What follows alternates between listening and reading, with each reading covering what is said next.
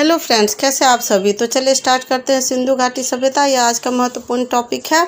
आज हम सिंधु घाटी सभ्यता के बारे में पढ़ेंगे। इसका काल जो है 2300 ईसा पूर्व से लेकर 1750 ईसा पूर्व तक माना जाता है। सिंधु घाटी सभ्यता जो है विश्व की 4 प्राचीन सभ्यता है, जिसमें सिंधु घाटी सभ्यता है, मिस्र की सभ्यता है, मेसोपोटामिया की सभ्यता है और चीन की सभ्यता है। इन सभ्यताओं में एक महत्वपूर्ण स्थान रखती है। अभी सिंधु घाटी सभ्यता की खोज से पहले वैदिक सभ्यता को जो है, क्योंकि उसका भी लिखित साक्ष्य मिला था, तो उसको जो है सबसे प्राचीन सभ्यता माना जाता है भारत का। लेकिन जब से सिंधु घाटी सभ्यता की खोज हुई, इसके बाद पता चला कि यह विश्व की एक प्राचीन सभ्यता थी और उस समय की यह नगरीय सभ्यता थी और सबसे उन्नत सभ्यता थी। तो सिंधु घाटी सभ्यता खोज कैसे हुआ, इसके बारे में जानते हैं।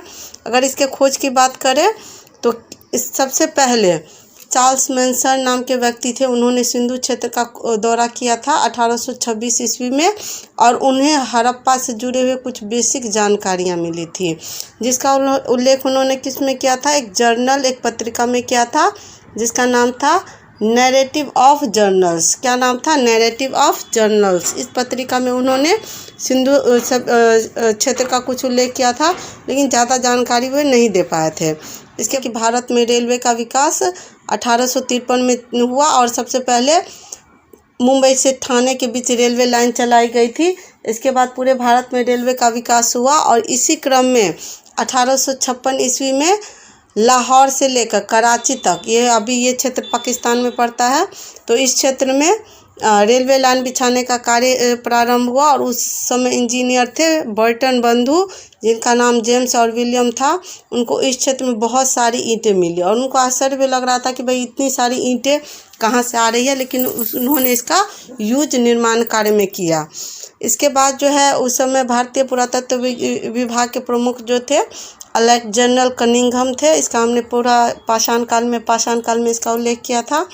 तो उन्होंने भी इस क्षेत्र का दौरा किया और कुछ जानकारियाँ इकट्ठा की, लेकिन बहुत ज़्यादा सफलता हाथ नहीं लगी। 20वीं सदी में भारतीय पुरातत्व सर्वेक्षण विभाग के महानिदेशक सर जॉन मार्शल बने और इन्हीं के नेतृत्व में 1921 में दयाराम साहनी ने हड़प्पा की और 1922 में राखाल दास बनर्जी ने मोहनजोदड़ो की खोज की। 1921 ईस्वी में दयाराम साहनी ने सर्वप्रथम हड़प्पा की खोज की, तो इसलिए इसे हड़प्पा सभ्यता के भी नाम से जाना जाता है। सिंधु सभ्यता का आकार कैसा था, तो यह त्रिकोणात्मक था। कैसा था? त्रिकोणात्मक था। सिंधु सभ्यता का विस्तार उत्तर में मांडा से लेकर दक्षिण में दायमाबाद तक फैला था। यह मांडा कहाँ है, तो यह जम्मू एंड कश्मीर में है। और दायमाबाद कहाँ है, तो यह महाराष्ट्र में है। और इसका विस्तार पश्चिम में सुतकागेंडोर तक था और पूर्व में यूपी के आलमगीरपुर तक फैला हुआ था। अगर नदियों की बात करें तो सुतकागेंडोर जो था वह दास्क नदी के किनारे था। किसकी नदी के किनारे? दास्क नदी के किनारे। मांडा जो था वह चिनाब नदी के किनारे था।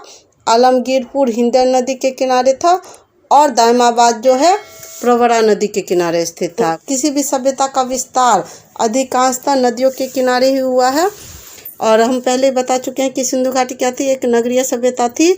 यहाँ नगरीय सभ्यता से कहने का मतलब है यहाँ की सड़कें इतनी अच्छी थी जो एक दूसरे को क्या करती थी, समकोण पर काटती थी। नालियाँ जो थी बहुत ही उन्नत अवस्था में थी और क्या थी, ढकी हुई थी, जो कि अभी भी बहुत कम देखने को मिलता। कपास और कांसा प्रमुख खोज थी उनकी, जो उनका यूज करते थे सिंधु घाटी सभ्यता के लोग। अगर हम सिंधु घाटी सभ्यता के समाज की बात करें तो समाज कैसा था उनका? मातृसत्तात्मक था। कैसा था? मातृसत्तात्मक था, क्योंकि सिंधु घाटी सभ्यता से बहुत मात्रा में स्त्रियों की मूर्तियाँ मिली है, जिसके आधार पर कहा जा सकता है कि वहाँ का समाज क्या था, मातृसत्तात्मक था। लिपि की बात करो तो भाव चित्रात्मक था।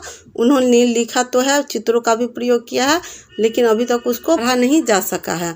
अगर उनके मोहरों की बात करें तो वो सेलखड़ी की बनी हुई थी। सिंधु घाटी सभ्यता के मोहरों पर अधिकांशतः बैल का चित्र पाया गया है, और वो भी एक श्रृंगी बैल का चित्र पाया गया है। और किसका अभाव पाया गया है? मोहरों पर बहुत सारे जानवरों का चित्र पाया गया, लेकिन गाय और शेर का चित्र नहीं पाया गया है। गाय और शेर का चित्र नहीं पाया गया है। और यह अक्सर क्वेश्चन पूछा जाता है एग्ज़ाम में। इसके अलावा जो है सिंधु सभ्यता के लोग सोना चांदी सबसे तांबा कांसा से परिचित थे, लेकिन वे लोहा से परिचित नहीं थे, लोहा से परिचित नहीं थे। क्योंकि उस समय क्या था कि लोहा का अभी विकास नहीं हुआ था। लोहा का विकास हम कब देखते हैं, जब हम जनपद काल में आते हैं, तो उस समय गंगा नदी के किनारे जो है लौह सभ्यता का विकास हुआ। तो उस सिंधु सभ्यता के लोग किस धातु से परिचित नहीं थे, लोहा से परिचित नहीं थे। घरों और नगरों के विन्यास के लिए वे लोग ग्रिड पद्धति का यूज करते थे। सिंधु सभ्यता के लोग मृद भांड पर लाल रंग का प्रयोग करते थे, यानी कि जो भी वो मिट्टी के बर्तन वगैरह बनाते थे उस पर ज़्यादातर वे लाल रंग को से उसको कलर करते थे। सिंधु सभ्यता के अब तक 1500 से भी अधिक स्थल खोजे जा चुके हैं, जिसमें सर्वाधिक स्थल कहाँ पाए गए हैं, गुजरात में पाए गए हैं। कहाँ पाए गए हैं, गुजरात में पाए गए हैं। और जो है सबसे बड़ा स्थल की बात करें अगर हम सिंधु सभ्यता की भारत में, तो भारत में सबसे बड़ा सिंधु स्थल कौन सा है, राखी गढ़ी है। कौन सा है, राखी गढ़ी है। और दूसरे स्थान पर क्या है, धौलावीरा है। क्या है, धौलावीरा है। अगर हम बात करें सिंधु सभ्यता से में मिले महत्वपूर्ण स्थलों की, तो इसमें पहले सबसे पहले किसकी खोज की गई थी, हड़प्पा की खोज की गई थी। हड़प्पा जो है वर्तमान में पाकिस्तान के मोंटगोमरी ज़िले में स्थित है और यह रावी नदी के तट पर स्थित है। कहाँ है, रावी नदी के तट पर स्थित है। सबसे पहले दयाराम साहनी ने इस स्थल की खोज की थी 1921 ईस्वी में।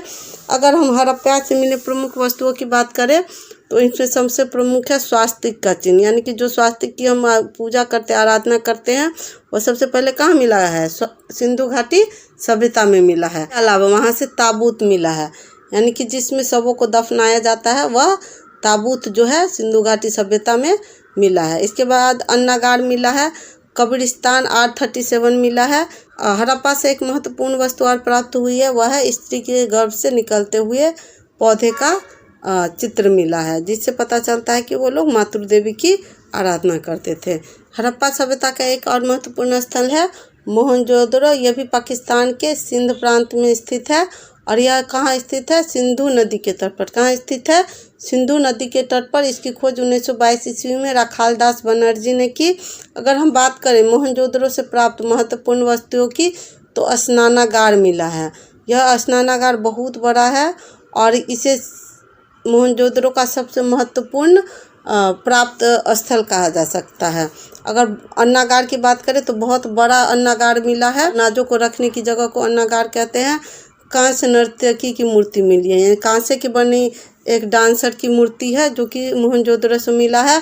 प्रत्येक घर में कुआं का साच मिला है। यानी इसके बाद योगी की मूर्ति मिली है, यानी कि एक व्यक्ति है जो कि योग मुद्रा में बैठे हुए हैं। मुद्रा पर अंकित पशुपति की मूर्ति है, यानी कि मोहरों वहाँ के मोहरों पर बहुत सारे पशुओं से घिरे हुए एक योगी की मूर्ति मिली है, जिसको क्या कहा गया है, उसको पशुपति शिव के रूप में माना गया है। और सूती कपड़े का साक्ष्य मिला है। ये कुछ महत्वपूर्ण वस्तुएं हैं जो मोहनजोदड़ो से मिली। इसके अलावा भी बहुत सारे स्थल है जिसका अध्ययन हम अगले क्लास में करेंगे। Thank you for watching. जय भारत, जय हिंद।